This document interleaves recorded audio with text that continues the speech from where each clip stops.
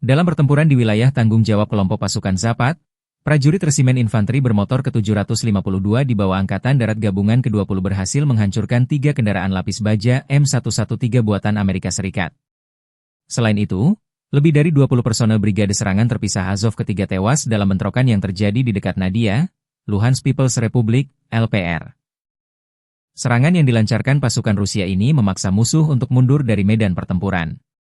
Dengan strategi yang efektif, misi berhasil diselesaikan, dan pasukan Ukraina kehilangan kendali atas wilayah tersebut. Rekaman lain, Komandan Kelompok Penyerang dengan tanda panggilan Molchun mengungkapkan bagaimana pasukan Rusia berhasil merebut pemukiman Novo-Cheretovatoye di Donetsk People's Republic, DPR.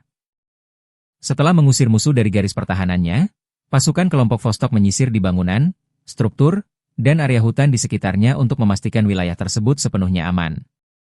Menurut Molchun, kondisi cuaca berkabut memberikan keuntungan bagi pasukan Rusia dalam serangan ini.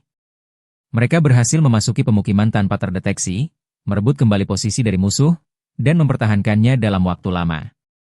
Selain itu, Rusia unggul dalam kendali wilayah udara karena pasukan mereka berada lebih dekat dan didukung oleh peralatan canggih, termasuk teknologi peperangan elektronik.